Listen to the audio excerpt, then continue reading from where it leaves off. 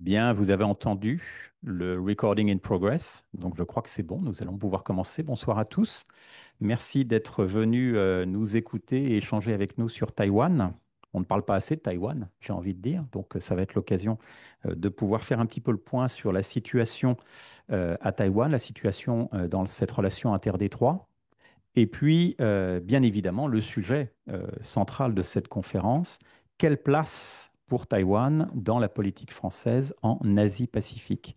Et vous constatez que nous avons pris le soin de préciser Asie-Pacifique et non pas Indo-Pacifique, hein. Nous allons évidemment, les uns et les autres, échanger sur la stratégie Indo-Pacifique de la France, mais il me semble tout à fait utile de rappeler que derrière cette stratégie Indo-Pacifique, il y a aussi des positionnements sur la région dans son ensemble. Et ce sera notamment l'occasion de revenir sur d'autres aspects de cette relation, notamment son volet économique, commercial, et j'en passe. Alors, nous serons quatre à intervenir ce soir, moi compris. Désolé, nous n'avons pas de femmes parmi nous. Les femmes ont été dures à trouver pour ce panel et Dieu sait si je les ai approchées, mais malheureusement, aucune n'était disponible et donc c'est un panel totalement masculin et nous nous en excusons platement. Le sujet de ce soir, c'est donc quelle place pour Taïwan dans la stratégie française en Asie-Pacifique. Je m'appelle Barthélemy Courmont, je suis professeur à l'Université catholique de Lille, où je dirige le master Histoire Relations internationales. C'est un lieu que je connais bien, Taïwan, j'y ai vécu pendant 7 ans. J'étais à l'époque responsable du bureau IRIS à Taïwan, entre 2006 et 2015, avec une petite parenthèse en Corée entre les deux. Et puis, j'y retournerai dans quelques mois, puisque je suis récipiendaire de ce que l'on appelle la Taiwan Fellowship pour 2026. Celles et ceux parmi vous qui s'intéressent à Taïwan ne manqueront pas de regarder cette opportunité tout à fait formidable que Taïwan offre. Donc, je serai là pour modérer ces échanges et nous avons trois intervenants que je vais d'abord présenter. Vous m'entendez bien, non? Parce que moi, j'entends un écho, c'est assez curieux. Mais bon, je dois avoir des problèmes d'oreille interne, c'est pas très grave. Alors, tout d'abord, je présente Alexandre Gandil. Alors, Alexandre, vous êtes postdoctorant au programme Décrypte, qui est rattaché à l'université Bordeaux-Montaigne. Vous êtes également docteur associé aux séries Sciences Po, et donc vous êtes actuellement à Paris. Vous avez eu la fellowship, la Taiwan Fellowship en 2025. Hein, donc, vous voyez, on se croise et c'est heureux. Vous êtes surtout l'auteur d'un ouvrage que je vous recommande si vous voulez en savoir un petit peu plus sur la complexité de cette relation interdétroit Chine-Taïwan. Un ouvrage sorti en 2024 chez Cartala, intitulé Chine-Men, un archipel entre Taïwan et la Chine. Et je ne manquerai pas évidemment de vous questionner sur Chine-Men parce que ça va être très intéressant de parler de cette île dont vous nous rappellerez qu'elle est très proche géographiquement de la Chine. Alors, vous allez surtout nous parler de la politique actuelle à Taïwan, de la politique intérieure de Taïwan, des spécificités aussi de Taïwan, et pourquoi est-ce que ces spécificités doivent avoir toute leur importance dans la politique française dans la région. Nous avons également la présence d'Hugo Placet. Bonsoir Hugo. Vous êtes un politiste, vous êtes spécialiste de Taïwan, où vous avez également séjourné, puisque vous avez eu aussi une bourse, c'était la bourse Huayu, c'est ça? Hein, en 2024-2025. Donc, je sais d'ailleurs que vous êtes croisés l'un et l'autre pendant vos séjours à Taïwan. Vous êtes enseignant à Sciences Po. Et vous êtes également membre du comité directeur des jeunes IHEDN. Et je crois d'ailleurs que vous étiez le représentant des jeunes IHEDN à Taïwan pendant votre présence. Alors vous avez publié un ouvrage chez l'Harmattan en 2022, que vous avez d'ailleurs apporté, vous pouvez le brandir et essayer de le vendre ainsi, qui s'intitule «La Chine, un acteur responsable, révisionniste ou conformiste». Hein. Réformiste, pardon. Pourquoi j'ai mis conformiste? Oui, bon, je pense qu'ils le sont aussi, peut-être un petit peu. Alors vous allez surtout nous parler des liens entre Taïwan et la France. Et je sais que vous allez partager aussi votre expérience de terrain sur ces questions. Ça va être tout à fait intéressant. Je sais que vous aurez à cœur aussi de revenir sur une actualité dont je vais quand même ne pas manquer d'introduire un certain nombre d'éléments, à savoir ce facteur Trump, qu'attendre de cette présidence, et puis l'Indo-Pacifique. hein, sur lequel vous allez évidemment aussi pouvoir vous entretenir avec nous. Nous avons un troisième intervenant, Benjamin Blandin. Alors, je vous vois, Benjamin, est-ce que vous nous entendez? Oui, bonjour Barthélemy, je vous vois et je vous entends très bien. Bonsoir, merci beaucoup, merci doublement Benjamin, merci d'être présent et surtout merci de veiller très tard puisque je rappelle à notre public que vous êtes en direct de Kuala Lumpur en Malaisie et nous avons eu la bonne Alors idée je hier de suis, changer d'heure. Donc, effectivement, il est 1h30 du matin et je suis précisément dans les Cameron Highlands, au centre de la Malaisie, avec une vue panoramique sur les plantations de thé. ah bah écoutez, on vous envie, mais bon, la vue sur les plantations à 1h30 du matin, ça ne doit pas être Oui, terrible. limité. Alors, Benjamin, donc merci beaucoup d'être présent à une heure si tardive. Vous êtes docteur en sciences politiques. Vous êtes spécialiste d'Asie orientale et de l'Indo-Pacifique. Vous avez eu aussi, je sais, une carrière plutôt dans les milieux d'ingénierie et d'industrie, puisque vous avez été notamment consultant senior pour Airbus Defence. Vous êtes aussi auditeur de la cinquième saison nationale Enjeux et stratégie maritime à l'IHEDN.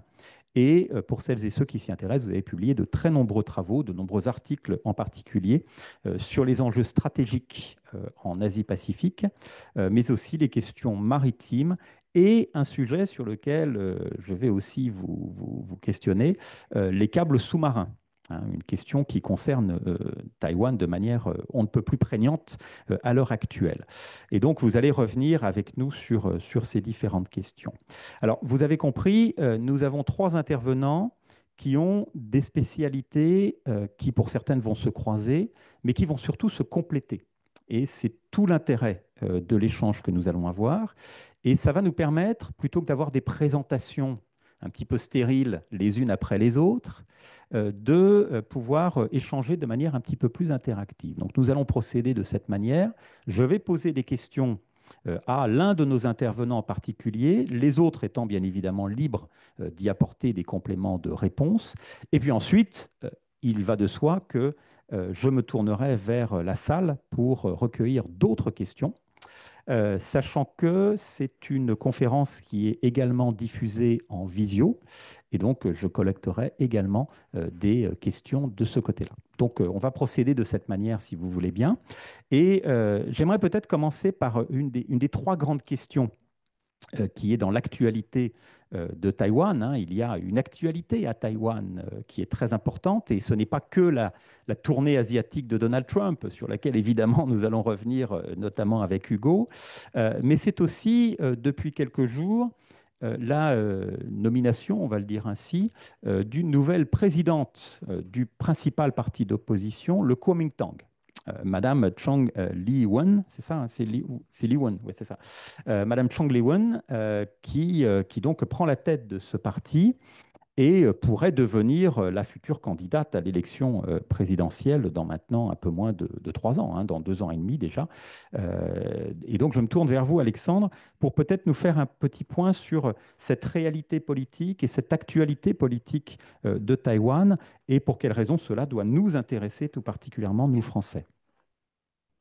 Bien, merci beaucoup. Bonsoir à toutes et à tous. Donc, tout d'abord, merci beaucoup à Barthélémy pour l'invitation. C'est un vrai plaisir de pouvoir parler de Taïwan et potentiellement de Jinmen devant un amphi aussi rempli qui, moi, personnellement, en tant qu'enseignant, me fait rêver. Euh, pour en revenir à l'élection de Zhang Liwen à la tête du Kuomintang, alors je ne sais pas à quel point au sein de l'auditoire vous êtes familier ou non de la question de Taïwan et peut-être que sans verser dans un cours d'histoire de Taïwan, il faut rappeler de quoi on parle. Donc, quand on parle de Taïwan, on parle en réalité d'un point de vue institutionnel d'un État hein, qui est certes reconnu par seulement 12 États sur la scène internationale, mais c'est un État dont le nom officiel est la République de Chine et qui répond à l'ensemble des critères de la Convention de Montevideo de 1933 sur les droits et les devoirs des États, donc à savoir un territoire, une population, territoire et population elle-même administrée par un gouvernement et institutions qui disposent d'une capacité à entrer en contact avec d'autres États. Je ne vais pas revenir sur la trajectoire historique de cet État. On pourra y revenir dans l'échange ou peut-être si l'occasion s'y prête dans le cadre de la table ronde et d'autres questions. Néanmoins, aujourd'hui, on est en présence donc, d'un État démocratique avec un système bipartisan. Vous avez deux partis politiques le parti qui est à la tête de l'exécutif, le Parti démocrate progressiste, Kuomintang, et le parti d'opposition qui néanmoins dispose d'une majorité, enfin est à la tête de la coalition qui dispose d'une majorité au Parlement, qui s'appelle le Yuan législatif et qui s'appelle le Kuomintang. Kuomintang, il faut peut-être dire que c'est Zhongguo Kuomintang, c'est donc parti nationaliste chinois. Et donc, je voudrais revenir un peu sur la structuration de cet échiquier politique à Taïwan, parce que cette bipolarisation, elle s'est articulée non pas autour de clivages comme on a pu en connaître dans d'autres régimes démocratiques, hein, droite-gauche, privé-public, Église-État, etc. Ce clivage partisan, il s'articule autour de la question du statut de Taïwan en droit international. Donc d'un côté, vous avez le Kuomintang, le parti nationaliste chinois, qui refuse de renoncer à la réunification avec le continent. C'est-à-dire que du point de vue du Kuomintang, Taïwan, en tant que territoire, est une partie de la nation chinoise, et donc à terme, la Chine, dont Taïwan est une composante, doit être réunifiée sous l'égide d'un seul et même État. Ce qui ne veut pas dire que le Kuomintang est mécaniquement pro-Pékin, comme on l'entend souvent. Parce que être pro-Pékin, ça veut dire quoi? Ça veut dire être pro-République populaire de Chine. Et le Kuomintang est fondamentalement attaché à la République de Chine. Et donc de l'autre côté du spectre, vous avez le Parti démocrate progressiste qui, lui, refuse de renoncer à l'indépendance de droit de Taïwan. Ça veut dire quoi l'indépendance de droit? Ça veut dire la création d'une République de Taïwan indépendante. Mettre de côté la République de Chine pour fonder une République de Taïwan. Donc fondamentalement, le Parti démocrate progressiste refuse de renoncer à cet objectif. Sur la nomination de Zheng Liwen, en fait, la situation politique aujourd'hui à Taïwan est assez tendue, mais comme dans d'autres démocraties, avec une polarisation très forte entre les partisans de chaque coalition. On dit que le Kuomintang, c'est les Bleus, et le Kuomintang, le Parti démocrate progressiste, c'est les Verts. Il y a une polarisation très forte, quand bien même au cours des années 2000-2010, il y a pu y avoir une forme de consensus autour de la nécessité de respecter le statu quo à travers le détroit de Taïwan et, et estimer que bon, les deux parties pouvaient a priori s'entendre sans être fondamentalement opposées. Aujourd'hui, c'est beaucoup plus, la situation est plus tendue. Ce qui caractérise l'élection de Zhang Liwen, qui prendra ses fonctions au 1er novembre en tant que présidente du Kuomintang, c'est qu'elle opère une sorte de retour aux sources, en fait, au niveau du Kuomintang, qui est de dire euh, clairement que les Taïwanais doivent être fiers d'être chinois. Donc il y a le fait d'assumer que Taïwan est une composante de la nation chinoise et une volonté très affichée de reprendre le dialogue avec Pékin, un dialogue qui ne doit pas amener à l'unification politique sous l'égide de la République populaire de Chine, évidemment, hein, mais en tout cas pour euh, euh, apaiser les tensions à travers le détroit, reprendre le dialogue sur le fondement de ce qu'on appelle le consensus de 1992, qui, en fait, du point de vue de Taipei et du Kuomintang, signifie que le continent et la Chine le continent et Taïwan, pardon, appartiennent à une seule et même Chine, mais ce qu'est cette Chine peut être sujet à différentes interprétations. Donc, le Kuomintang dit le Parti communiste chinois peut considérer que cette Chine, c'est la République populaire. Nous, on considère que c'est la République de Chine, mais we agree to disagree. En gros, on est d'accord pour ne pas être d'accord. Sachant que du côté de Pékin, ce principe-là n'est retenu que dans sa première proposition, c'est-à-dire le continent et Taïwan font partie d'une seule et même Chine. Il n'est pas question d'avoir différentes interprétations. Donc Zhang Liwen opère ce retour à une position relativement claire, hein, sur ce que doit être l'avenir de Taïwan et sur les modalités de réduction des tensions à travers le détroit. Et peut-être que je vais m'arrêter là parce que je dois parler déjà depuis 5 bonnes minutes. Merci beaucoup, Alexandre. Oui, ça permet effectivement de comprendre un petit peu de quoi on parle. Et puis, on reviendra sans doute sur les institutions démocratiques aussi de Taïwan, hein, qui sont au cœur de l'intérêt que va manifester un pays comme la France, même si vous avez mentionné les 12 États qui ont des relations diplomatiques officielles avec Taïwan, avec la République de Chine. La France n'en fait pas partie. hein, il convient de le rappeler. Il n'y a qu'un seul pays européen qui reconnaît diplomatiquement Taïwan. C'est toujours la question que je pose à mes étudiants moi, pour essayer de voir s'ils suivent le cours. C'est le plus petit des pays européens, c'est d'ailleurs le plus petit État au monde, c'est Vatican. Et donc, il n'y a aucun autre État européen. Alors, dans cette actualité taïwanaise, donc, il y a effectivement la nomination de Madame Cheng, et on va y revenir parce que c'est effectivement assez intéressant de voir ce retour aux fondamentaux, hein, comme vous l'avez mentionné, dans un pays qui est démocratique, mais un pays surtout dans lequel l'activité politique est particulièrement soutenue. Hein. Les Taïwanais s'engagent fortement politiquement et cela, évidemment, ne peut laisser insensible un pays démocratique comme le nôtre. Et donc, il est tout à fait intéressant de rappeler ça. Au cœur de cette actualité qui va concerner Taïwan à distance, mais une distance qui est pour le moins très proche, figure la tournée asiatique d'un certain Donald Trump. Et j'imagine que tous ici ont lu des choses, entendu des choses sur cette visite de Donald Trump, et notamment la rencontre avec Xi Jinping à Gyeongju, en Corée du Sud, en marge, on va dire, assez lointaine du sommet de l'APEC. Donc Donald Trump, qui d'ailleurs a rendu visite à Benjamin Blandin, hein, il a commencé par la Malaisie, et avant de se diriger vers le Japon et la Corée du Sud. Alors, qu'attendre?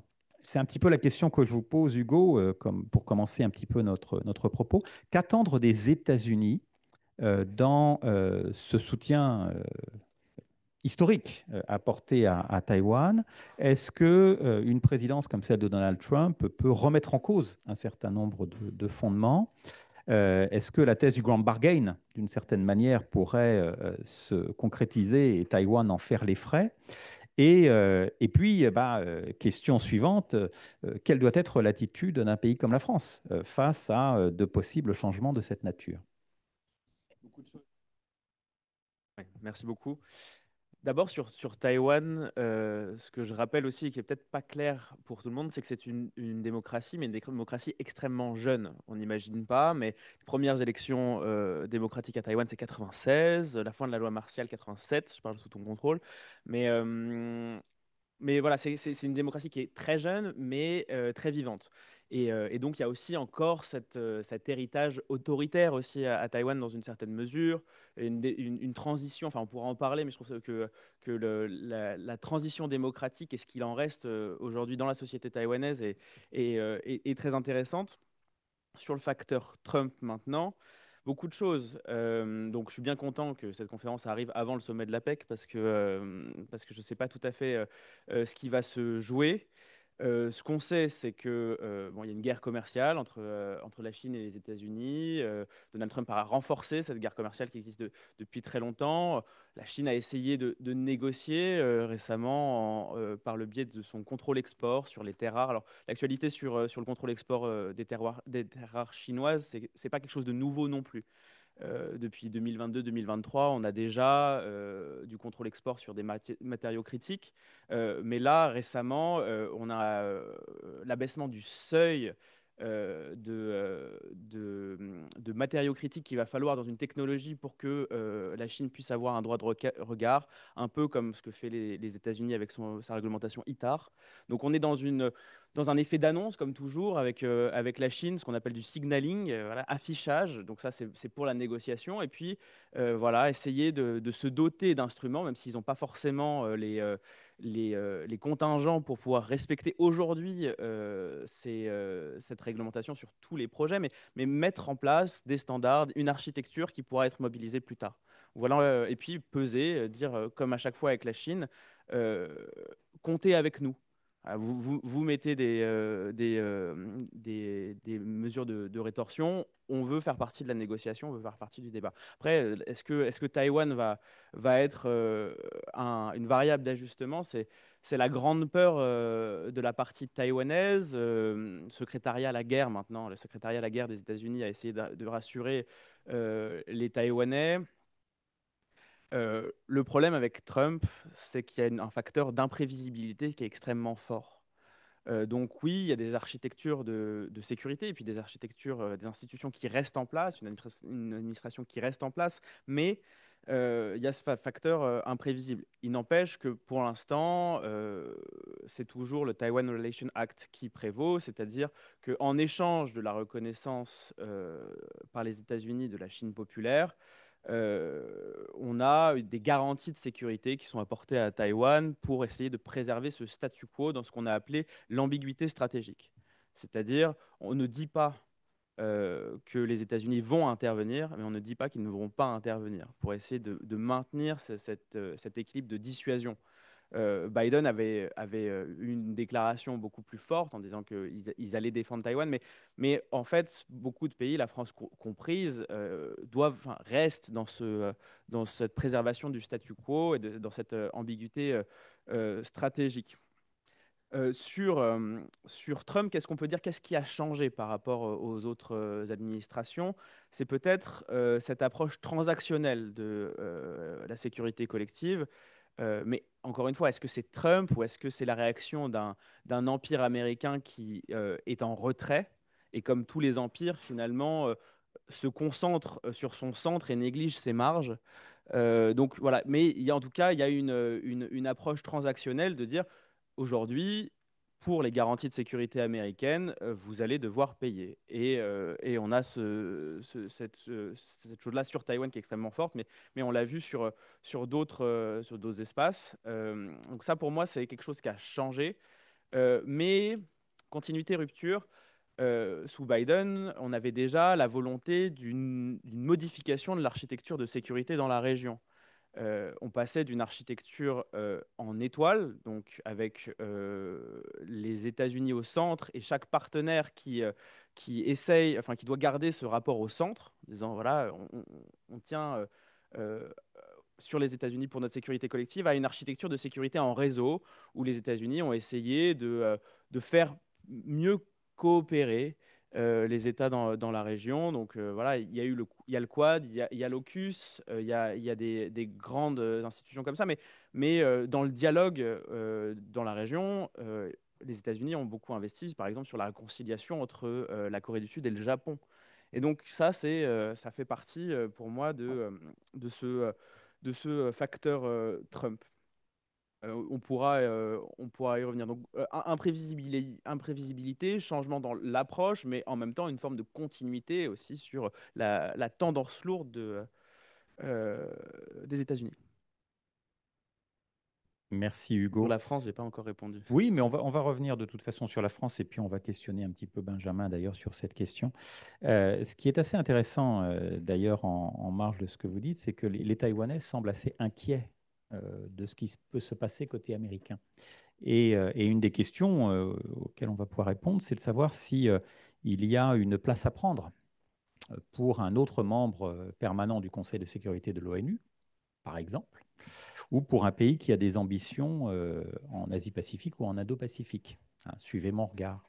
Et donc, est-ce que certains acteurs peuvent essayer de se positionner comme des remplaçants, disons les choses ainsi, d'un manque de fiabilité de l'appui américain à Taïwan, qui est en tout cas craint par les Taïwanais, d'ailleurs qu'il soit du Xinjiang ou du Kuomintang. Hein. C'est assez intéressant de voir que les Taïwanais se retrouvent autour de cette inquiétude quant à l'engagement américain à leur côté. Et puis on attend évidemment de voir ce que donnera le résultat de cette rencontre entre Xi Jinping et Donald Trump. Alors Benjamin, nous avons fait attendre jusqu'à présent. Je me tourne vers vous pour aborder dans un premier temps peut-être une autre question qui est vraiment d'actualité. Alors là, on est dans l'actualité même d'aujourd'hui, hein, et je suis sûr que la plupart d'entre vous n'ont pas encore vu passer cette information, puisque Taïwan a officiellement annoncé il y a quelques heures vouloir lancer une initiative multilatérale pour mettre en place des mécanismes de protection des câbles sous-marins. Hein. Et Benjamin, je sais que c'est une question que vous suivez de près. Et peut-être pouvez-vous nous dire quelques mots importants sur l'importance de ces câbles sous-marins pour Taïwan. Et puis, qu'est-ce que cela nous dit aussi des tensions interdétroits avec des détériorations de ces câbles qui inquiètent beaucoup côté taïwanais avec des risques d'isolement à la clé. Donc, je vous laisse peut-être prendre la main d'abord sur cette question à la fois très actuelle et très fondamentale puisque elle concerne aussi un pays comme le nôtre. Oui, absolument. Je tiens tout d'abord à saluer Barthélemy, à vous saluer pour votre invitation. Je vous remercie beaucoup. Et d'ailleurs, nous nous verrons à Taïwan, puisque je suis moi aussi récipiendaire du Taiwan Fellowship pour l'année prochaine. Et je serai à l'INDSR, l'Institute for National Defense and Security Research. Donc, j'espère que nous aurons l'occasion de nous voir sur place. Et puis, salutations également à Hugo, que je connais bien et qui a eu la gentillesse de m'accueillir pour une séance des jeunes IHEDN. Maintenant, par rapport au câble, j'ai effectivement publié deux papiers par rapport à Taïwan, trois même, un avec la FRS et deux avec, enfin un avec le IOI, le International Ocean Information Journal de Taïwan, et un autre avec le Korea Institute of Maritime Strategy. L'un portait sur des scénarios alternatifs d'invasion de Taïwan par la Chine, notamment sous un angle non létal. Et mon dernier papier, par contre, portait effectivement sur les câbles sous-marins. Mais là où c'était intéressant, c'est que je faisais voir que la Chine non seulement utilise de plus en plus les sabotages de câbles comme un moyen de coercion, de plus en plus vis-à-vis de Taïwan, d'une part, mais aussi vis-à-vis du Vietnam, des Philippines et en mer Baltique. Donc c'est vraiment une méthode que la Chine commence à employer sur différents théâtres. Et c'est, je pense, très important de le prendre en considération parce que même si ce n'est pas ouvertement la Chine qui à chaque fois opère, ce sont des bateaux chinois ou assurés par des sociétés chinoises avec des capitaines chinois, avec des équipages chinois, quand bien même ils vont naviguer sous pavillon du Togo ou d'un autre pays africain, donc des pavillons de complaisance. Mais à la fin, d'une manière ou d'une autre, directement ou indirectement, c'est bel et bien la Chine, enfin je veux dire le faisceau d'indices concordants est bien trop important pour que ça ne soit qu'un accident de parcours. Donc ça, c'est un aspect qui est très important vis-à-vis de Taïwan.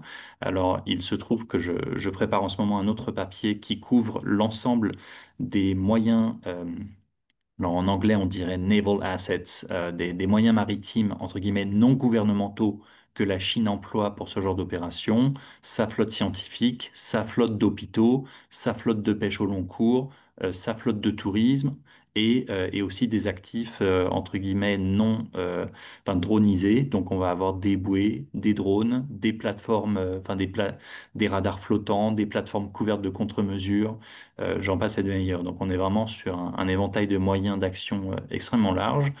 Alors Taïwan, pourquoi est-ce que c'est aussi important pour Taïwan cette notion, enfin ce sujet des câbles? Eh bien c'est parce que Taïwan étant une île, eh bien si on lui coupe les câbles d'un côté, il n'a pas des voisins terrestres qui peuvent lui assurer la connectivité. Et donc Taïwan dépend à plus de 80%, probablement 90 ou plus pour cent de sa connectivité via les câbles sous-marins. Donc, vous évoquiez tout à l'heure cette initiative qui vient à peine d'être annoncée. Alors, ça s'appelle RISC, R-I-S-K, et ça a été annoncé effectivement il y a à peine quelques jours. Et c'est une initiative qui vise à réunir des acteurs locaux, régionaux et internationaux concernés de près ou de loin par cette problématique des câbles, de sorte à trouver des modes d'action communs et de soutien aussi de collaboration et de solidarité entre les pays qui pourraient être visés par ces incidents malencontreux ou ces coupes de câbles. Alors je rappelle quand même que la Chine a encore très récemment annoncé à force de médias le développement par eux-mêmes d'un drone avec capacité de découpe de câbles jusqu'à 4000 mètres de profondeur. Donc voilà, si on a besoin encore d'un indice complémentaire, le voilà. Merci Benjamin. Juste question subsidiaire, est-ce que vous pensez que la France va s'engager dans une initiative comme RISC Alors ça, c'est un peu le problème auquel fait face Taïwan de manière générale, c'est qu'il y a beaucoup de pays qui collaborent plus ou moins officiellement avec Taïwan, mais pour qui c'est compliqué politiquement de s'engager de façon trop officielle ou trop visible. Donc de ce point de vue-là, je pense qu'il serait envisageable que des acteurs économiques, privés, publics, semi-publics puissent s'engager de différentes manières, mais l'État français, le gouvernement français en tant que tel, je ne pense pas qu'il viendrait officiellement rejoindre un tel acteur. Merci Benjamin. Je me tourne à nouveau vers vous, Alexandre, parce que en marge de ce que nous disait Benjamin à l'instant sur la vulnérabilité de Taïwan en raison de son caractère insulaire. Moi, je sais que j'échange assez régulièrement avec notre ami à tous, Stéphane Corcuff, qui est un éminent spécialiste de Taïwan, qui est professeur à Sciences Po Lyon, et qui, lui, nous dit, désolé Benjamin, Taïwan n'est pas une île, mais un archipel. Si on doit tenir compte des autres îles qui dépendent Vous de la avez tout à fait souveraineté raison. taïwanaise. Voilà. Et vous voyez tout à fait à quoi je vais faire référence ici, notamment aux îles du Détroit, et en particulier Kinmen, hein, que vous connaissez bien, Alexandre, puisque vous avez consacré un livre, et je sais que vous y avez également séjourné. Alors, est-ce que vous pouvez nous dire un petit peu, est-ce que Kinmen, finalement, c'est une nouvelle ligne de front? Qu'est-ce que c'est? Qu'est-ce que ça nous dit de cette relation quand même assez singulière qu'est la relation interdétroit? Alors, merci infiniment pour cette question que j'adore et me permettre de parler. Donc, ça a été mon sujet de thèse, Jinmen. J'ai travaillé dessus pendant 10 ans, hein, entre mon mémoire et la publication du livre. Et j'y étais encore de passage cet été. J'ai vécu 8 mois en tout. Donc, je connais un peu. Alors, je vous invite toutes et tous à prendre soit votre téléphone, soit sur votre ordinateur, d'ouvrir Google Maps et de taper Jinmen, Kinmen. Et si je vois personne le faire, je vais être extrêmement vexé. Pour que vous vous rendiez compte de la proximité de cet archipel. Jinmen est en fait lui-même un archipel. De la proximité de Jinmen vis-à-vis du continent. En fait, Jinmen est à 5 à 10 km des côtes du continent, quasi encastré dans les côtes du continent, et donc de l'autre côté du détroit de Taïwan par rapport à l'île de Taïwan proprement dite. C'est 20 fois plus proche de la ville continentale de Xiamen que des côtes de l'île de Taïwan. Alors comment est-ce qu'on en est arrivé là? J'avais dit à ma première réponse, je vais éviter de faire un cours d'histoire de Taïwan. Bon, bah désolé. Donc, la guerre civile chinoise, quand la guerre civile chinoise a repris sur le continent, je dis repris, hein, je ne vous fais pas tout l'historique.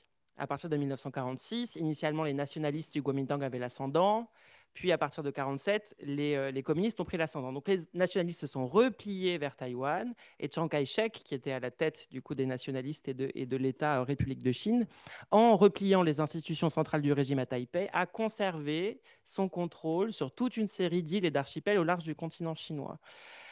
Cette série d'îles et d'archipels s'est réduite jusqu'à ce qu'il n'y en ait plus que 3 aujourd'hui. Jinmen, qui est le plus important et le plus peuplé, le plus vaste et le plus proche des côtes chinoises, mais aussi Matsu, qui est plus au nord, et Uchiu, c'est 2 km², il y a 50 personnes dessus, c'est entre les deux. Bon. Jinmen a été, peut-être que ça vous fait rire que quelqu'un ait pu consacrer 10 ans de sa vie à un territoire qui en fait fait la taille du Liechtenstein et qui a une population équivalente à La Roche-sur-Yon, mais il y a quand même un enjeu, c'est que dans les années 50, Jinmen faisait la une de la presse internationale. C'est un territoire qui, par 2 fois, a risqué de faire basculer le monde dans un troisième conflit international, potentiellement nucléaire. Hein. C'est même fait l'objet d'une question pendant un débat parlementaire entre Kennedy et Nixon, il me semble, en 60. Et donc là, c'était la ligne de front, effectivement. C'était à la fois la première ligne de défense de l'île de Taïwan contre une potentielle invasion des communistes, quand bien même les communistes ne voulaient pas envahir Jinmen, mais je suis désolé, là, j'ai vraiment 5 minutes et pas 2 heures. Et aussi un potentiel tremplin pour la reconquête du continent qu'espérait Chiang Kai-shek. Le fait est que les tensions ont diminué après les deux crises du détroit de Taïwan dans les années 50. Donc Jinmen a été bombardé 1 jour sur 2 par l'armée populaire de libération, oui, 1 jour sur 2 pour alimenter symboliquement le conflit, etc. Et puis fin des bombardements en 79 avec la reconnaissance de la République populaire de Chine par les États-Unis. Et donc les États-Unis quittent le détroit.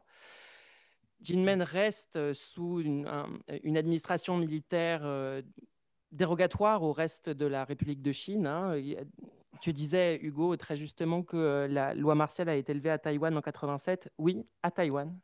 À Jinmen, elle a été élevée en 92. Il y a eu un temps de latence de 5 ans, justement pour même pas penser le cas de Jinmen, mais le mettre de côté jusqu'à ce que le processus de démocratisation finisse par buter dessus. Et Jinmen a été démilitarisé. Dans les années 50, il y avait jusqu'à 100 000 soldats pour 50 000 civils. À partir du début des années 90, on était à 80 000, 70 000. Aujourd'hui, les estimations varient entre 2500, 3500, quelque chose comme ça. Bon. Tout le monde avait oublié Jinmen. Jinmen, certes, était devenu le premier territoire de la République de Chine, donc sous contrôle de Taipei, qui a pu avoir des liaisons directes avec le territoire sous contrôle de Pékin en 2001. Bon, là, la presse internationale s'était un peu réintéressée. Oui, l'ancienne ligne de front, devenue laboratoire du rapprochement, blablabla.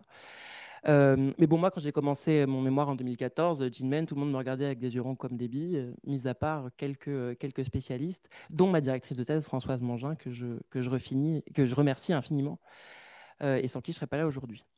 Et puis, en 2022, il y a eu l'invasion russe de l'Ukraine.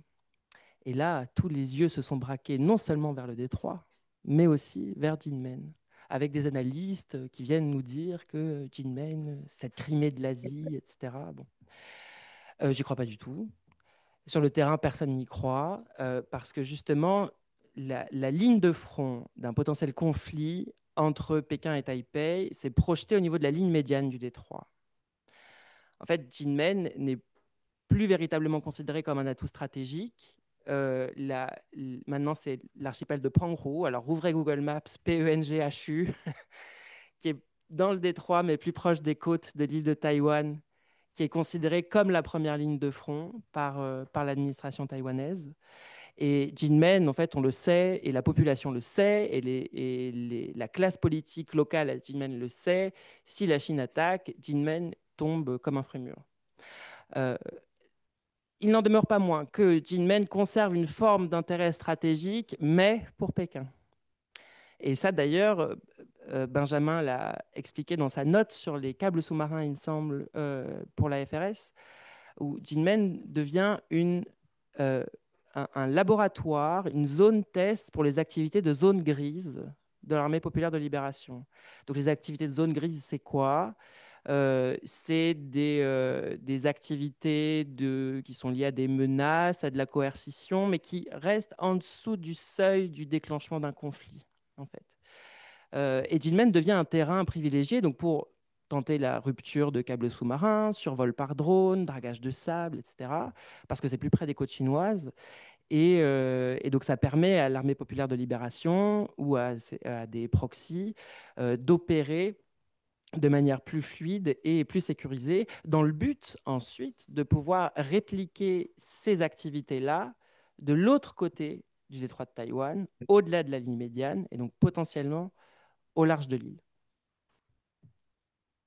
Merci beaucoup. Alors, vous connaissez tous Chinmen désormais, hein, il n'y a plus qu'à aller y faire du tourisme. C'est très beau en plus, Chinmen, hein, et ça mérite le détour au passage. Ça mérite le détour au point que les Chinois avaient même des projets touristiques complètement fous, hein, au cours des dernières années, qui, je crois, sont un petit peu à l'abandon aujourd'hui, ou en tout cas n'ont pas progressé. Des projets touristiques chinois vis-à-vis de Jinmen. Ouais. Alors, il y a... bon, je me retiens de faire un cours d'histoire de Jinmen. Il y a un projet qui est nourri, mais qui a été nourri par les autorités locales à Jinmen depuis 1996, qui est celui de construire un pont entre Jinmen et Xiamen. Un pont dont le tracé en fait, relierait Jinmen maintenant au nouvel aéroport international de Xiamen qui est en face, pour permettre justement ce développement du tourisme. C'est un projet qui est soutenu par une partie de la classe politique locale à Jinmen, qui est un territoire qui vote essentiellement Kuomintang, hein, on peut le dire sans embâche. Néanmoins, à Taipei, l'administration centrale est beaucoup plus frileuse, surtout lorsque le Kuomintang est au pouvoir. Mais je vous rejoins sur le fait que si vous avez l'occasion d'aller à Taïwan, il faut prendre l'avion. C'est à peine 1 heure de vol. Vous allez à Jinmen.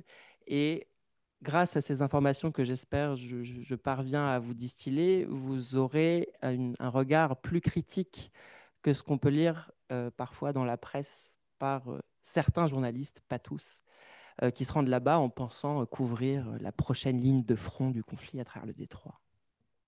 Alors, vous voyez, c'est intéressant ce que vous venez de dire, parce que euh, s'intéresser à un enjeu géopolitique, c'est aussi s'y rendre. Et c'est toute l'ambiguïté de la position française vis-à-vis de Taïwan. Hein, vous l'avez dit les uns et les autres, pas de relations diplomatiques. Donc, voilà, une question qui reste un petit peu un tabou pour les autorités françaises. Cependant, la diplomatie française et l'économie française, ou les intérêts économiques français à Taïwan sont très présents, via notamment des frégates dans les années 90, avec malheureusement le scandale qui en avait résulté. Mais derrière, il y a à la fois cette diplomatie parlementaire, il y a ces intérêts économiques qui sont présents. Alors Hugo, je me tourne vers vous parce que je sais que quand vous étiez présent à Taïwan, vous avez été un petit peu au cœur de ces différents dispositifs. Donc qu'est-ce que vous pouvez nous dire de ce que représente la France à Taïwan et en quoi est-ce qu'on parvient malgré tout à entretenir une relation avec une entité qu'on ne reconnaît pas diplomatiquement? Pour rebondir sur ce que disait Alexandre d'abord, c'est grâce à Alexandre que je suis allé à Tingmen. Et on y boit du très bon kaoliang et de très bonnes omelettes aux huîtres que je vous conseille. Donc, si vous avez l'occasion, faut y aller.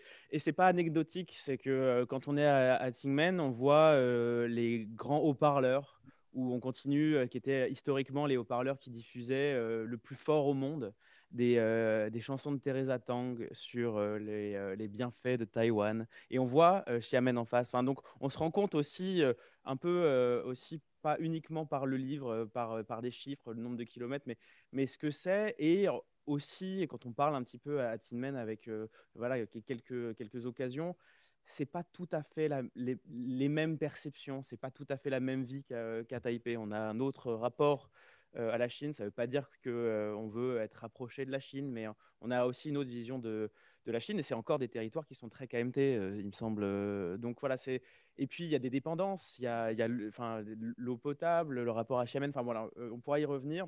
Je m'éloigne un petit peu. Je me rends compte aussi que j'ai manqué à tous mes devoirs. Je ne vous ai pas remercié pour cette belle invitation qui a du sens pour moi parce que j'étais stagiaire à l'IRIS en 2015, il y a 10 ans. Donc, je suis très heureux de revenir. Alors, retour de terrain. Donc, j'étais responsable des jeunes IHEDN à Taïwan entre 2024 et 2025. Je suis rentré cet été. Et j'étais déjà à Taïwan à la Toussaint 2024, au moment des élections. Et ce qui m'a frappé, en fait, c'est la facilité pour nouer des relations avec la communauté, d'abord française sur place, et puis après la communauté taïwanaise. Pourquoi alors que j'étais représentant d'une association, loi 1901 de jeunesse, alors certes une des plus importantes en Europe, mais qui n'est pas très connue à Taïwan, avec un bureau où on était une dizaine, pourquoi j'avais autant de facilité à rencontrer jusqu'au conseiller politique d'Audrey Tang, qui était ministre du numérique. Enfin voilà, toutes les portes étaient ouvertes.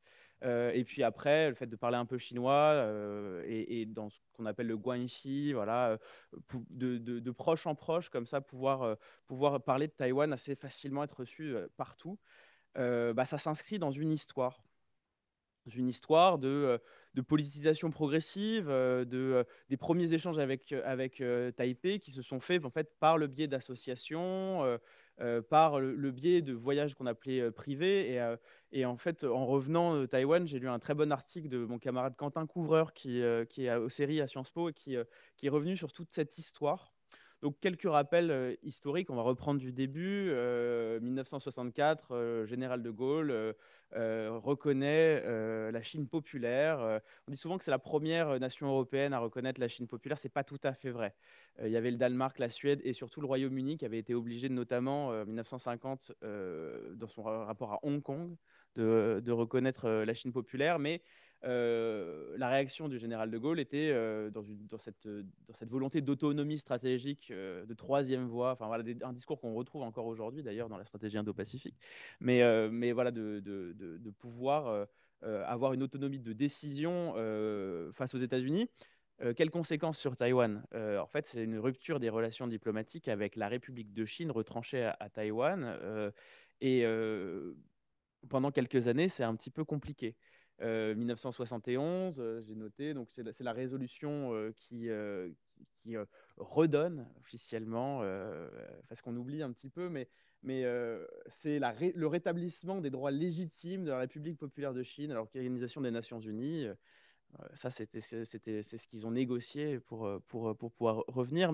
Mais en 71, voilà, c'est la Chine populaire qui est reconnue. Et nous, on a quelques années de battement. Dès les années 70, en fait, la situation économique de Taïwan se porte plutôt bien.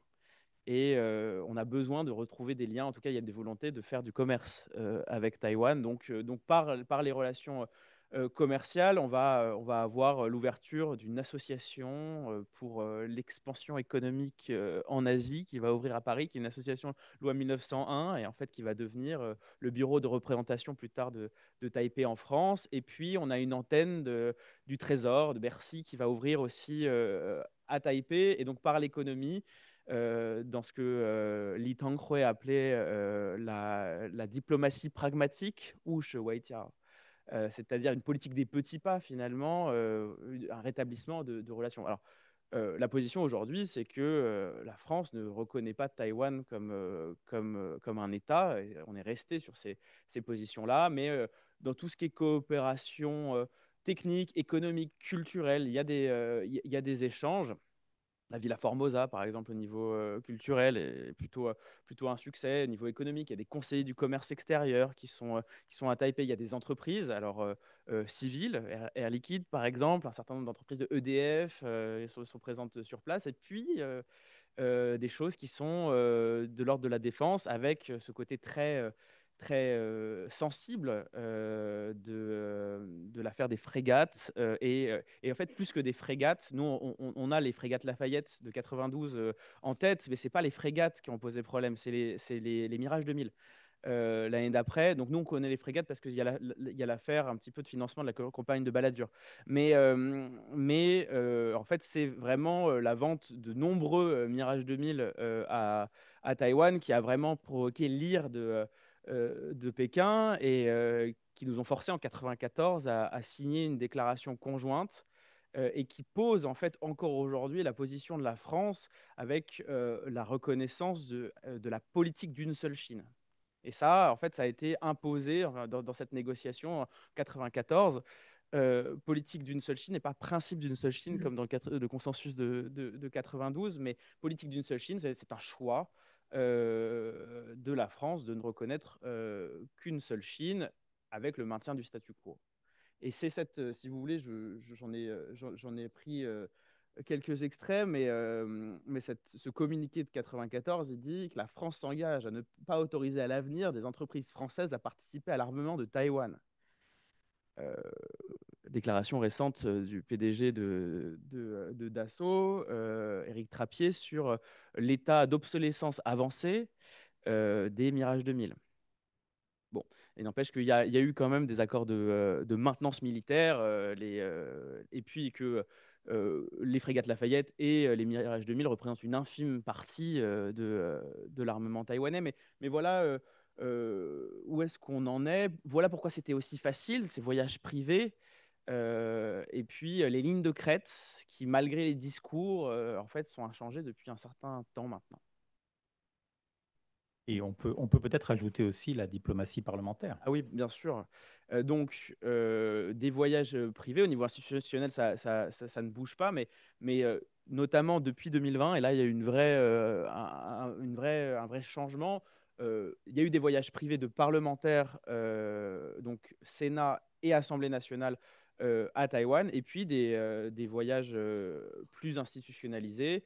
On se souvient notamment du voyage qu'avait accompagné Antoine Bondaz il y a quelques années et qui avait en fait provoqué aussi de vives contestations politiques de l'ancien ambassadeur de Chine en France, Lou Shaye. Voilà, on pourra en discuter. J'ai le nombre de voyages ici, mais et les nouveaux présidents.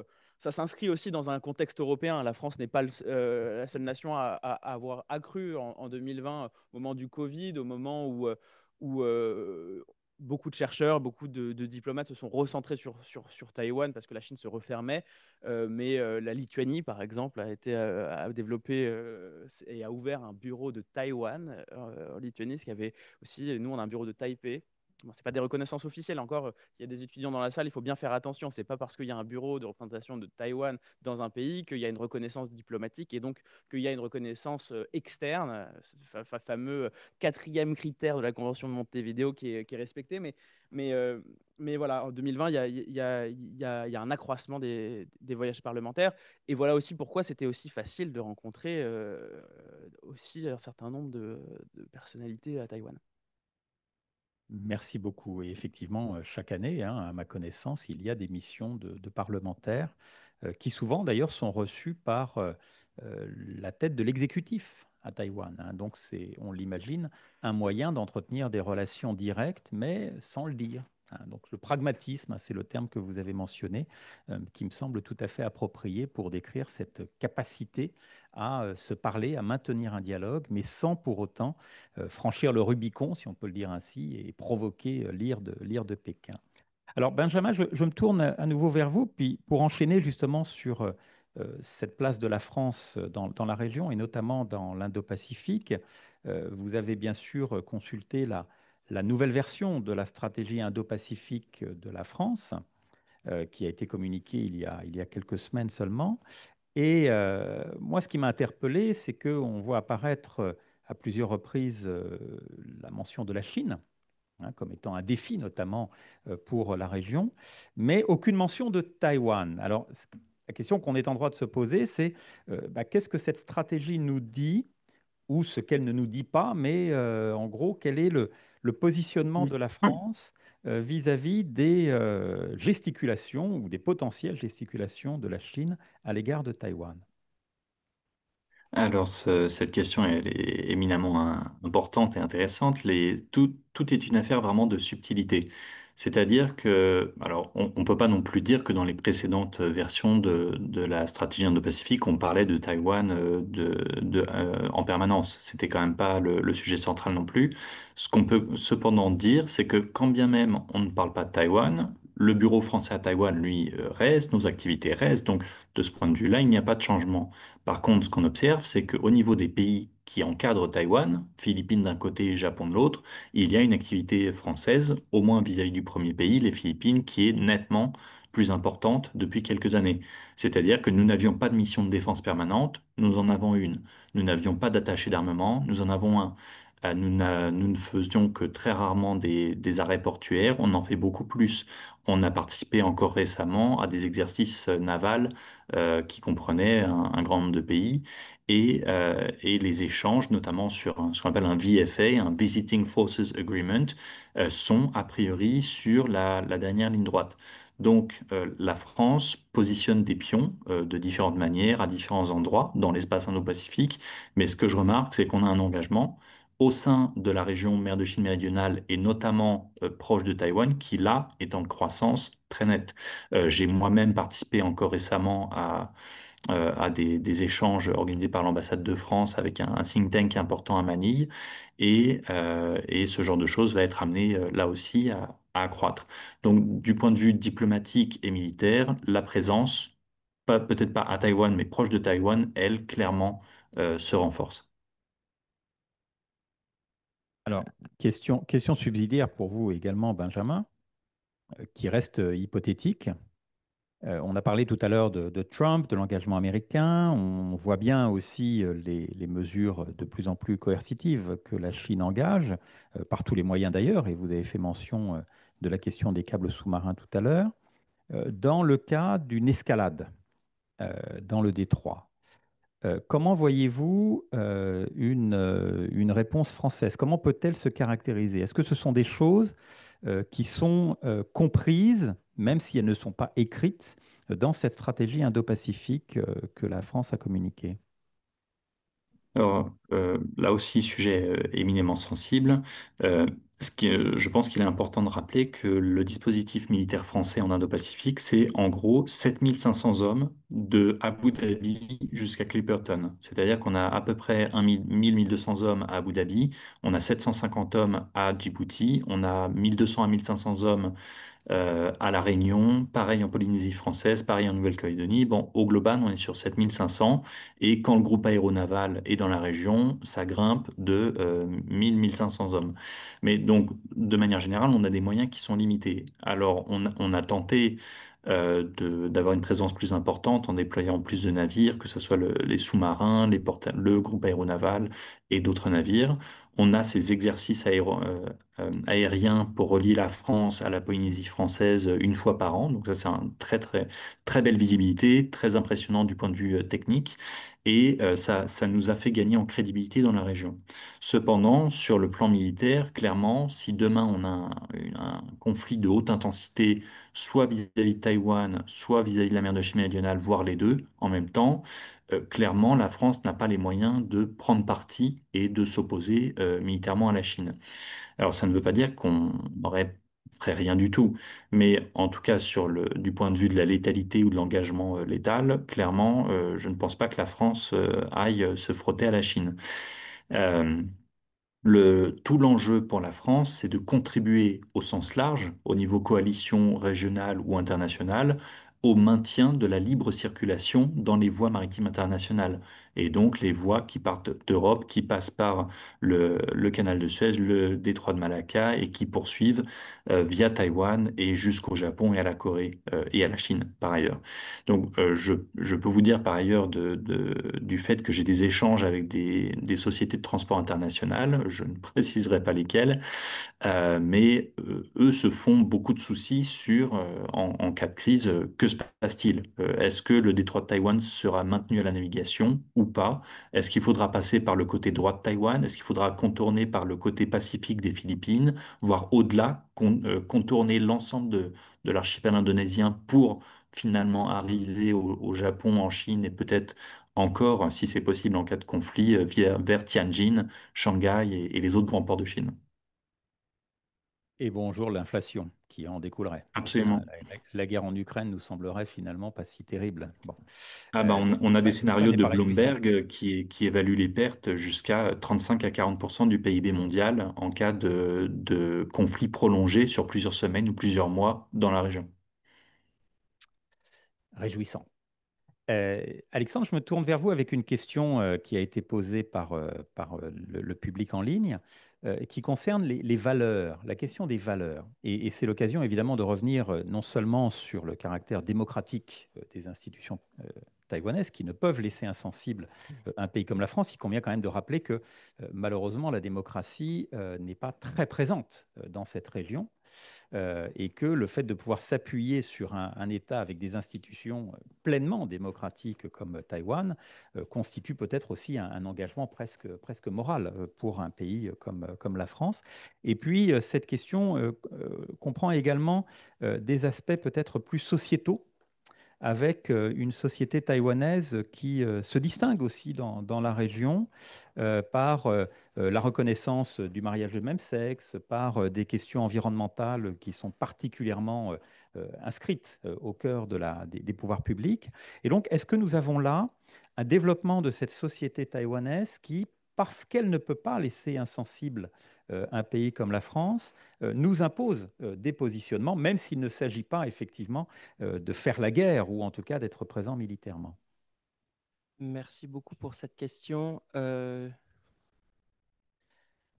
sûr, je pense que le fait que Taïwan soit une démocratie, et je vais revenir un peu sur ce qu'on entend hein, par le fait que Taïwan soit une démocratie est important. Je pense pas non plus faire preuve d'un pessimisme ou trop marqué en disant que c'est pas le facteur premier dans la politique française ou la manière dont la France perçoit Taïwan dans son environnement régional.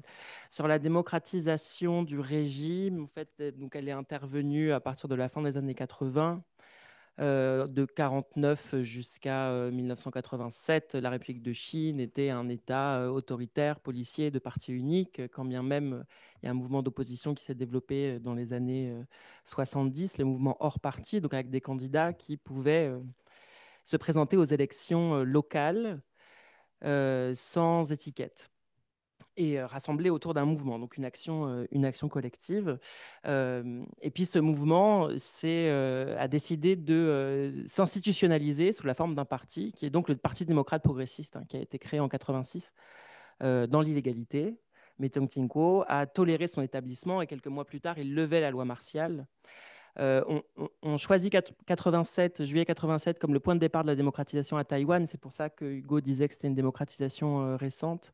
En fait, quand Jiang Jingguo lève la loi martiale, on entre dans une période de libéralisation politique plus que de démocratisation à proprement parler, hein. C'est le successeur de Jiang Jingguo, Li Tenghui, qui entame véritablement un processus de démocratisation. Qu'est-ce que ça veut dire?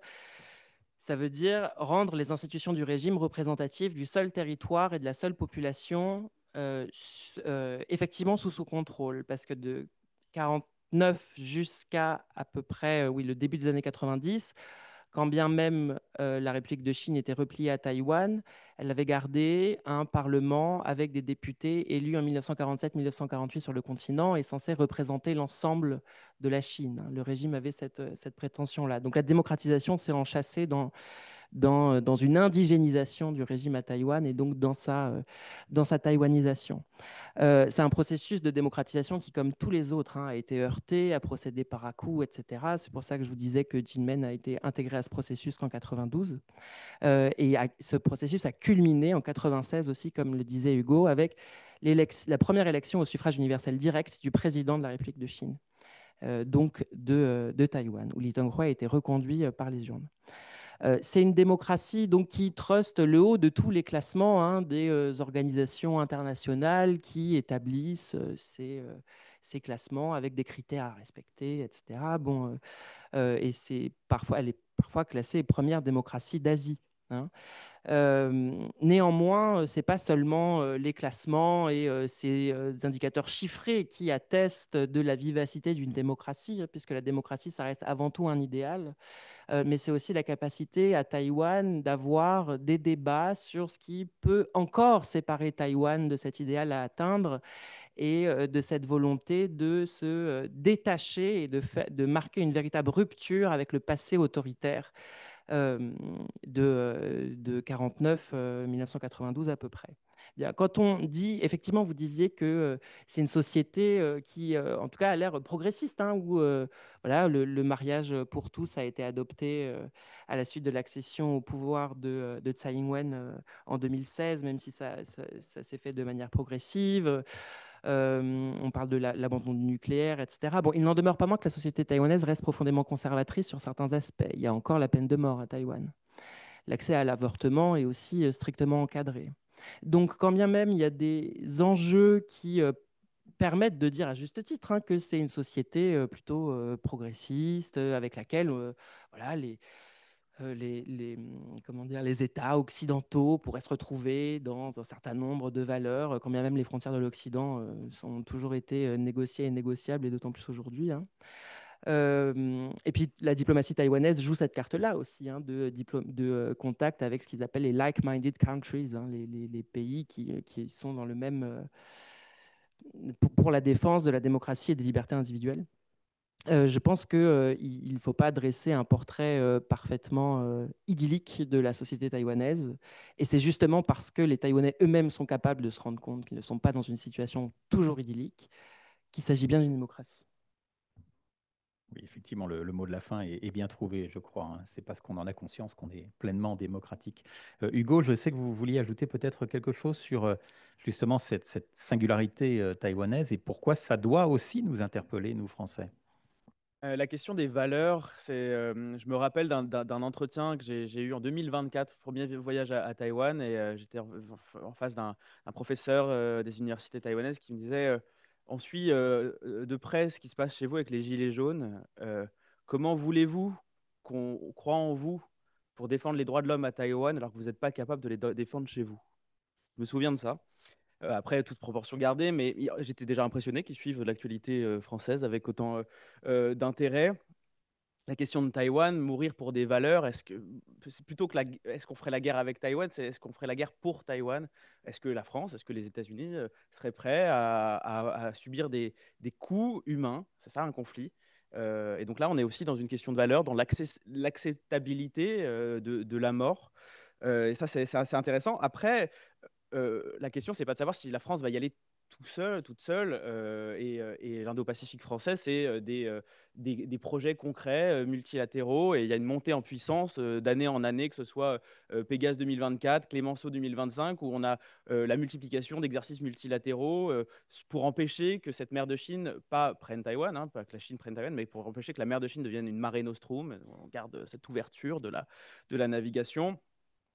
Après, la guerre, c'est pas forcément une guerre de haute intensité.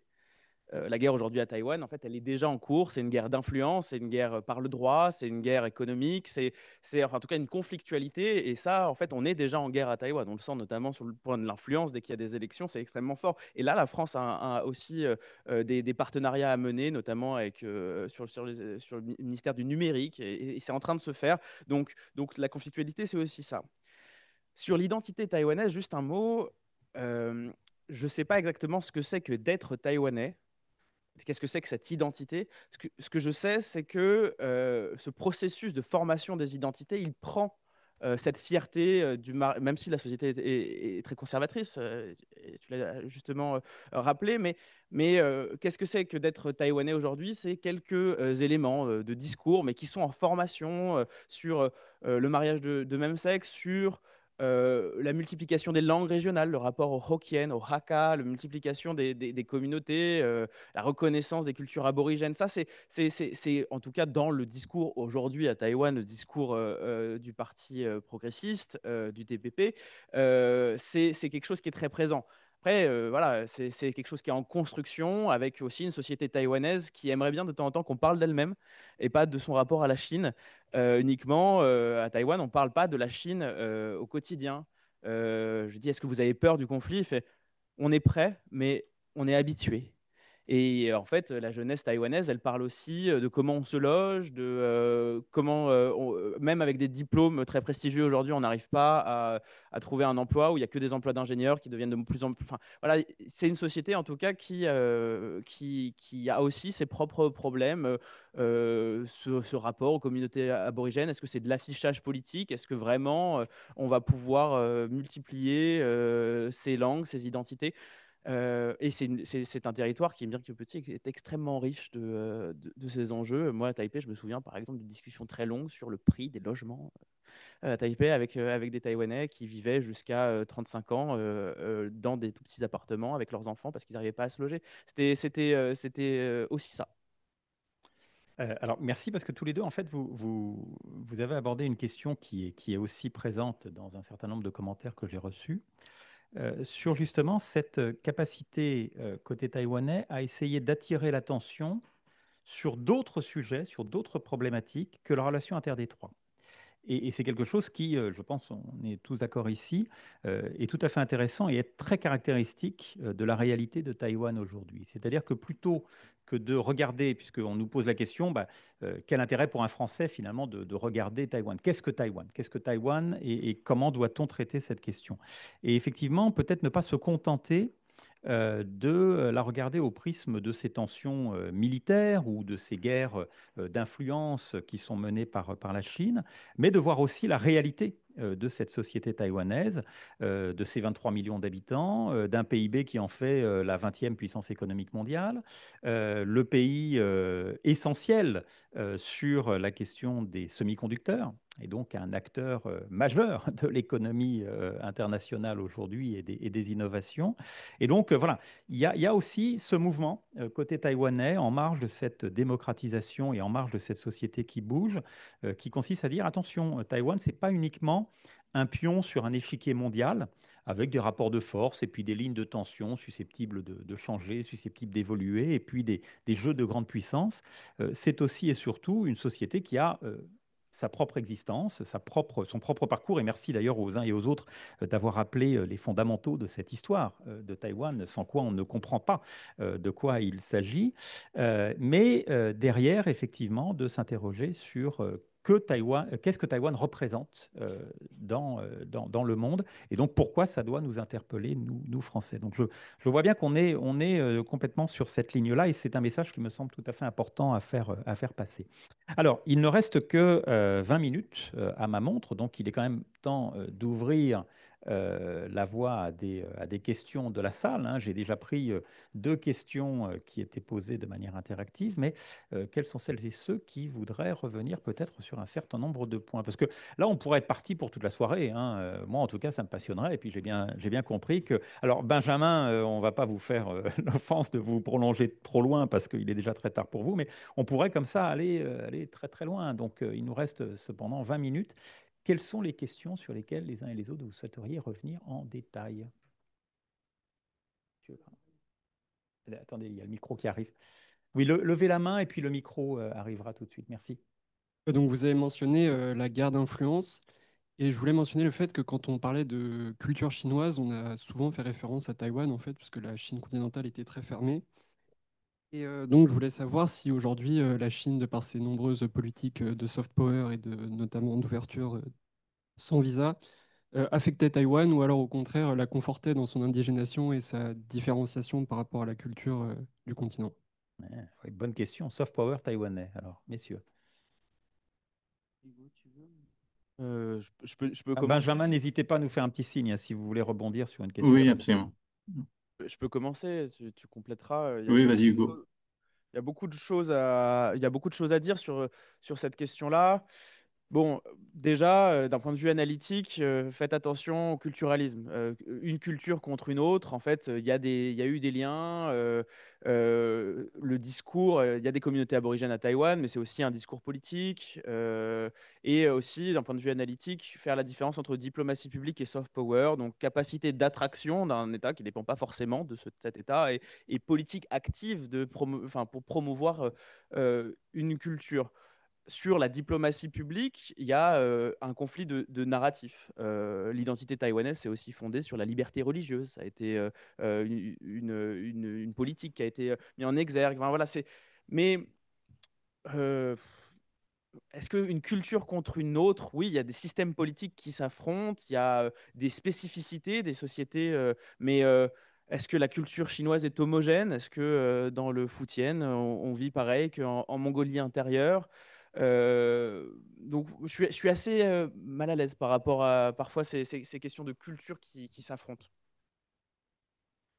Alexandre, Je peut-être pourrais sur ces... peut-être. Ah oui, allez-y, Benjamin, pardon. Ouais. Allez-y, allez-y. J'aimerais rajouter un élément. Alors moi, dans le cadre de mes travaux, j'ai tenté de lister tous les éléments qu'on dit de guerre asymétrique, c'est-à-dire le cumul du déni d'accès, de la guerre hybride et des techniques de la zone grise employées par la Chine dans son espace proche, donc la première chaîne d'îles. J'ai listé près de 300 phénomènes différents. 300 méthodes différentes employées par la Chine. Sur l'ensemble de tout cela, je n'ai pu compter que 23% qui sont des méthodes d'agression, on va dire physique, les canons à eau, le ramming, etc. Ce qui veut dire que près de 80%, en fait, on ne le voit pas à la télé. 80% ou près de 80%, c'est ce qu'on appelle les 3 guerres, la guerre psychologique, la guerre politique, la guerre communicationnelle, l'emploi d'influenceurs sur les réseaux sociaux, etc., etc. Donc ça, c'est vraiment des quantités et une diversité absolument considérable. Et ce qu'on observe, c'est qu'il y a eu un moment où Taïwan semblait plus ouvert à ce genre de méthode. Par contre, ces dernières années, de mon point de vue en tout cas, peut-être que Hugo et Alexandre pourront varier sur ce sujet, mais j'ai l'impression que la société taïwanaise s'est plutôt renforcée ces dernières années de ce point de vue-là, résiste mieux en tout cas. Oui, je me permets du coup de revenir sur votre question et puis peut-être ça me permettra de faire écho aux pistes évoquées par Benjamin. Bon, en matière de soft power, je ne suis pas certain que en fait, on puisse produire une analyse à partir de ce prisme-là. De toute façon, la question du soft power, on a quand même l'impression que chaque pays est confronté à la situation de son soft power et est-ce que son soft power existe-t-il réellement, etc. Bon. En revanche, ce qui peut effacer Taïwan selon des modalités qui ne sont pas des modalités de coercion ou d'intimidation, c'est effectivement dans l'ordre du discours, où là, ne serait-ce que dans les jours derniers, on a des papiers ou des tribunes qui sont offertes à des personnalités qui se présentent comme chercheurs ou non, qui défendent bec et ongle le point de vue du Parti communiste chinois sur Taïwan, en faisant passer Lai Ching-te, donc l'actuel président de Taïwan, pour un fauteur de troubles. Je pense à, alors c'est un papier d'opinion, mais qui a été publié dans Time Magazine, là, il y a quelques jours, avec cette tribune qui présente donc Lai comme en fait l'artisan de la déstabilisation à travers le détroit et soufflant aux États, enfin, et l'auteur, le chercheur dont le nom m'échappe là, mais soufflant à l'administration américaine de se concentrer sur le Japon, les Philippines et la Corée du Sud, et puis Taïwan, on verra. Et puis il y a dans The Telegraph aussi, donc un quotidien britannique, qui là a ouvert une tribune à l'ambassadeur chinois, euh, enfin l'ambassadeur de Chine au Royaume-Uni, et qui là déroule le discours de Pékin, enfin, qui veut dire qui a très très très peu changé depuis 1954, hein, de dire que Taïwan est une partie inaliénable de la Chine depuis des temps immémoriaux, que la République populaire de Chine est le seul État légitime à représenter la nation chinoise dans son ensemble, etc., etc. Bon. Donc c'est plutôt cette tendance-là, moi, que je vois, qui potentiellement pourrait effacer le peu de place, je pense qu'on peut le dire, que s'est fait Taïwan depuis 2020 à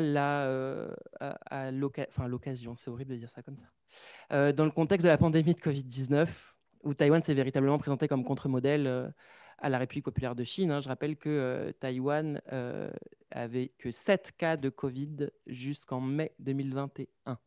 Voilà. Donc on a parlé d'un modèle taïwanais, etc. Et ça a joué en faveur d'une forme de soft power de Taïwan, quelles que soient les notions que vous mettez derrière soft power.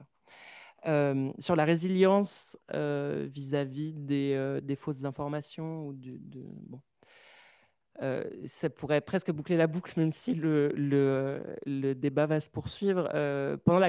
Justement pendant la campagne pour l'élection à la tête du Kuomintang, Jiang Liwen, donc qui a été élu, a fait l'objet de vidéos aussi découpées, hein, en fait, de ses prises de parole, qui probablement viendraient du continent et poussant du coup à influencer. Bon, certains analystes à Taïwan estiment que cette victoire, qui était quand même une victoire surprise de Jiang Liwen, est pas à dissocier complètement de potentielles activités d'influence venues du continent. Merci beaucoup. Est-ce qu'il y a d'autres questions? Oh là, d'un seul coup, il y en a beaucoup. Bonsoir, Laurent Malvezin, Institut Thomas More. Le ministre allemand des Affaires étrangères devait faire un déplacement en Chine, ça a été annulé. Une des raisons probables, c'est qu'il s'est exprimé sur Taïwan. Alors, je ne sais pas si causalité temporelle est exacte ou pas. En grosso modo, il a dit que l'Allemagne allait maintenir sa politique d'une seule Chine tant qu'il n'y aura pas l'usage de la force par la Chine. On en est où côté français quand on sait que dans le document de la stratégie française Indo-Pacifique, en page 17, alors elle est en anglais, il est bien rappelé que la France s'oppose à toute remise en cause du statu quo par la force et la coercition. Et que donc ma question est est-ce que la position de la France sur la politique d'une seule Chine ne tient qu'à un fil? Merci, Monsieur Benjamin. Est-ce que vous voulez prendre la main là-dessus? Alors je demande pardon, je crois que j'ai manqué les derniers mots de la question, si ça dérange pas la personne de reposer la question.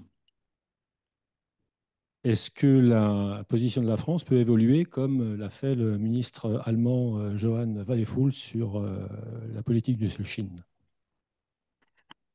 Je dirais que ces dernières années, on a eu quand même maille à partir avec la Chine sur tout un tas de sujets, sur les droits de l'homme, sur les distorsions économiques et autres.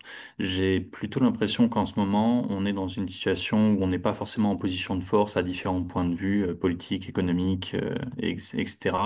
Et où je ne pense pas forcément qu'on irait à court terme. En tout cas, enfin, se mettre dans une position défavorable vis-à-vis de la Chine qui, il faut en prendre conscience, ne changera pas d'un millimètre sa stratégie, quand bien même nous, on aurait changé notre politique ou notre façon de communiquer sur le sujet. Donc, on a déjà eu quelques expériences là, je prends un cas très différent, mais par exemple, au début de la présence d'Emmanuel Macron, on avait d'excellentes relations avec l'Égypte. On a commencé à tenter de leur parler des droits de l'homme, et puis du jour au lendemain, ça s'est refroidi quand même tout à fait considérablement. Et puis on n'a plus eu aucune commande avec Naval Group. C'est les Italiens qui ont eu, et puis on a eu encore d'autres histoires. Donc, si on fait un parallèle entre les deux, je pense qu'en ce moment, la France évite plutôt de suivre cette pente-là. Hugo? En deux mots, je me rappelle du discours d'ouverture d'Emmanuel Macron au Shangri-La Dialogue. Je crois que c'était en mai dernier, première fois qu'un un chef d'État européen ouvrait le Shangri-La Dialogue, qui est un espace de diplomatie track-tout qui a à Singapour tous les ans. Et il avait eu quelques mots pour Taïwan, pour cette remise en question du statu quo. Et après, il y a eu rétropédalage. C'est-à-dire que le Quai d'Orsay a rappelé les positions de 94. Pour l'instant, c'est quand même cette ligne-là qui prévaut. On a des intérêts économiques en Chine qui sont très importants, vous le savez. Et donc, la France essaye de ménager, et ça arrivait beaucoup dans les discussions, voilà, les deux parties. On essaie de garder cet équilibre, mais c'est une ligne de crête. Alexandre, vous vouliez ajouter quelque chose? Oui, très rapidement, je tire le fil de ce que disaient Benjamin et Hugo. Je pense que la question centrale, c'est celle du statu quo et qu'est-ce que ça veut dire le statu quo et défendre le statu quo, en fait. Ça a été clair jusqu'à il y a quelques années. Bon, le statu quo, c'était globalement traiter Taïwan presque comme un État sans lui attribuer la qualité d'État, en fait. Euh, Ce statu quo est quand même de plus en plus difficile à cerner parce qu'on peut mettre un petit peu ce qu'on veut dedans, mais avec ces manœuvres d'intimidation chinoise, avec des incursions d'avions, de navires qui se rapprochent toujours plus près des lignes qui délimitent le territoire maritime de Taïwan, bon, on se demande à partir de quand le statu quo ne sera plus respecté du point de vue des chancelleries occidentales, en fait. Et ça, c'est une ligne rouge qu'il est assez difficile de tracer. Et c'est ce à quoi la Chine s'adonne, en fait, par à-coup avec les tactiques de zone grise, et puis voir à partir de quel moment, potentiellement, réaction il y aura. Euh, J'ajoute simplement que, bon, pour la Chine, il n'est pas question de statu quo. Taïwan, de toute façon, est une partie de la Chine, donc c'est le territoire intérieur chinois à leur point de vue pour la République populaire de Chine. Donc le terme même de statu quo n'est pas employé par Pékin. Voilà. Merci. Une autre question. Alors, nous n'aurons pas le temps de prendre tout, mais il y a de ce côté-là peut-être. Allez, oui, bah, allez-y, monsieur. Donc, bonsoir, Pierre Darcimol, je travaille en qualité d'analyste financier. Je vais insister du coup sur l'accord de 1994 entre la France sur la non-vente d'armes. Euh, j'ai trois questions qui sont corrélées et très rapides. La première, c'est que d'abord, est-ce qu'il existe d'autres accords de ce type au sein des pays fournisseurs d'armes? Je pense que ce soit au niveau de l'Union européenne, mais également à l'extérieur, la Russie, la Turquie, etc. Euh, Est-ce que cet accord est susceptible d'être remis en cause justement en cas de conflit, un peu à l'image de l'Ukraine, où la France pourrait apporter éventuellement justement une aide matérielle? Du coup, jusqu'à présent, bah, comment en fait se fournit en armes Taïwan? Est-ce que c'est uniquement les États-Unis et elles-mêmes, ou est-ce qu'il y a un autre acteur dans le lot? Alors, qui veut prendre? Hugo, vous l'avez un petit peu évoqué tout à l'heure avec les frégates et les mirages, mais allez-y peut-être. Assez rapidement pour qu'il y ait d'autres questions. D'un point de vue du droit international, la position de Taïwan et de l'Ukraine est quand même différente. La France reconnaissait l'Ukraine comme un État, ce qui n'est pas le cas, et la Chine est sous embargo de l'Union européenne sur les ventes d'armes depuis 89. Donc, même d'un point de vue du droit international, qu'est-ce que ça veut dire la politique d'une seule Chine où on commerce avec. Enfin, voilà, c'est un vrai enjeu. La BITD taïwanaise enfin, s'indigénise, c'est-à-dire qu'ils fabriquent sous licence américaine beaucoup. Il y a un autre partenaire qu'on n'a pas évoqué, qui s'est développé beaucoup ces dernières années, c'est Israël, avec qui Taïwan entretient des liens. Et puis après, c'est voir la galaxie de tout ce qui est les biens à double usage et voilà, sur ces éléments. Bon, voilà ce que je voulais rappeler rapidement. Oui, trois éléments par ailleurs, c'est Taïwan a beaucoup augmenté la production d'armements indigènes, c'est-à-dire conçus et fabriqués intégralement ou en grande partie à Taïwan. Parce qu'il faut savoir que effectivement, il y a eu longtemps une grande dépendance au système d'armes américain, qui existe toujours d'ailleurs. Mais c'est important de savoir, tout le monde ne le sait pas, que les États-Unis ont pris beaucoup de retard, jusqu'à une dizaine d'années de retard, et plus de 20 milliards, enfin environ 15 à 20 milliards de dollars de valeur de systèmes d'armes, des avions de chasse, des hélicoptères, des pièces d'artillerie, des canons automoteurs, j'en passe et des meilleurs, qui sont en retard de jusqu'à près de 10 ans sur la date initiale telle qu'elle était prévue. C'est-à-dire que Taïwan a commandé, payé ces systèmes d'armes, mais que les États-Unis mettent un temps considérable.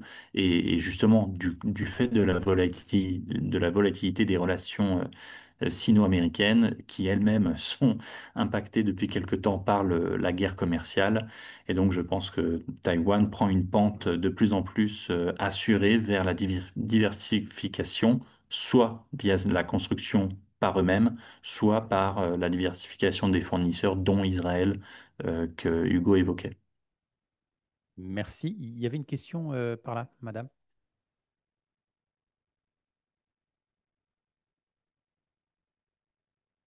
Tristan Langlade, King's College London.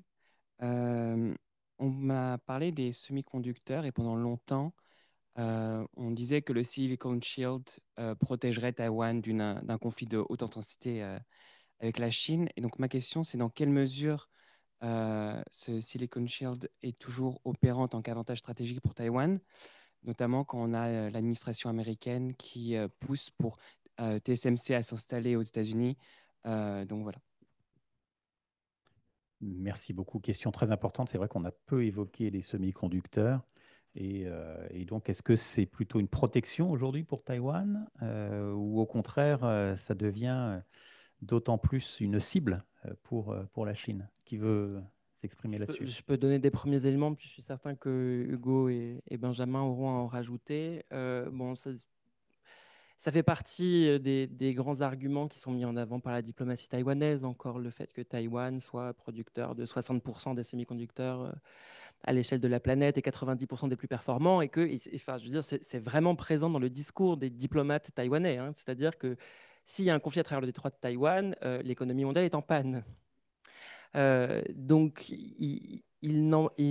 ça pourrait presque être considéré comme une assurance vie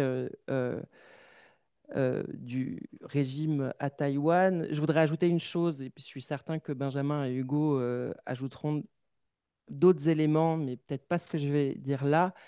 Il y a quand même un rapport très...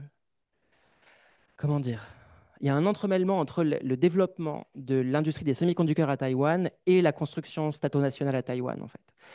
Les investissements faits dans les semi-conducteurs à Taïwan, les premiers investissements, les premières velléités, c'est dans les années 70, et ça, justement, c'est à la suite de l'exclusion de la République de Chine des instances onusiennes, du remplacement au siège du seul siège consacré à la Chine à l'ONU par la République populaire de Chine. En fait, le régime en place à Taipei se cherche une légitimité de complément. Là, je reprends les termes de Françoise Mangin, désolé. Donc, légitimité de complément, ça veut dire quoi? Ça veut dire que bon, le régime, dans les années 70, continue de se dire oui, je suis le seul représentant légitime de la nation chinoise. Bon. Et dans le même temps, il faut aussi un autre argument parce qu'ils viennent de se faire sortir de l'ONU et dans les années 70, ils perdent 2 tiers de leurs alliés diplomatiques à peu près. Cette légitimité de complément, elle est cherchée du côté de l'économie, justement. Et donc, c'est à partir de ce moment-là où il y a ce décollage économique taïwanais, etc. Et donc, il y a ces premiers investissements dans l'industrie des semi-conducteurs. Et aujourd'hui, quand vous parlez à des Taïwanais de TSMC, donc qui est cette principale entreprise qui fabrique les semi-conducteurs à Taïwan, c'est presque, alors c'est pas du tout académique ce que je vais dire, mais c'est presque un trésor national, quoi.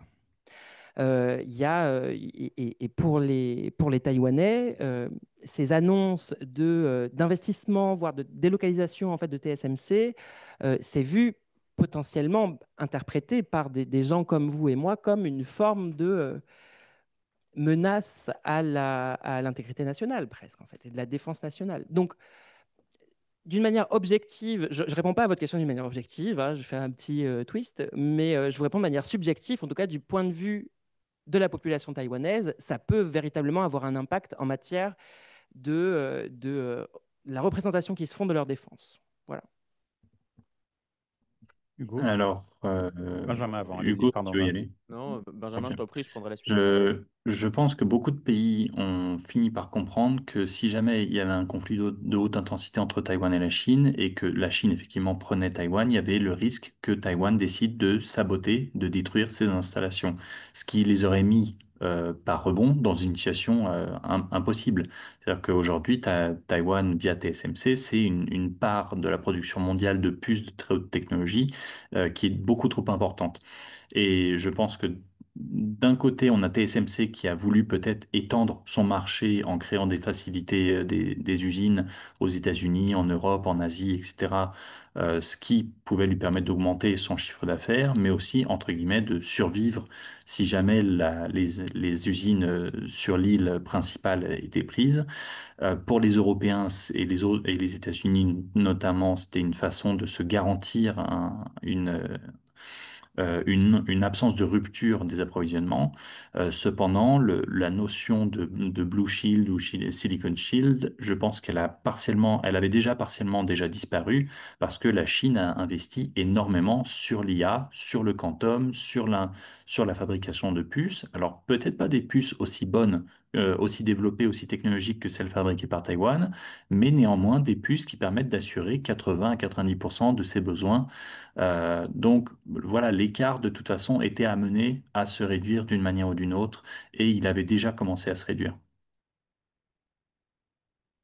Tout cela est très vrai, je m'inscris complètement dans ce que vous avez dit, mais sur le concret d'abord, les puces, quand on s'intéresse au Silicon Shield, il y a deux points. Est-ce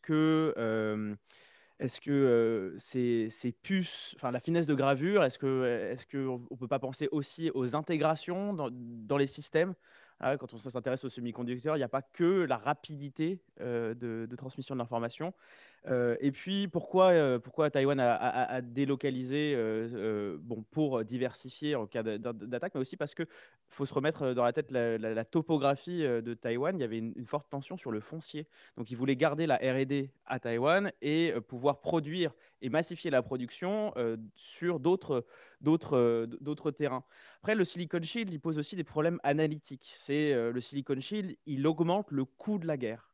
Et donc là, on est dans une démarche fonctionnaliste, de doux commerce un peu. C'est-à-dire que le passage à la guerre, c'est quelque chose qui est rationnel, d'une rationalité voilà, partagée. C'est que faire la guerre, ça a des coûts, et notamment des coûts majeurs avec les semi-conducteurs.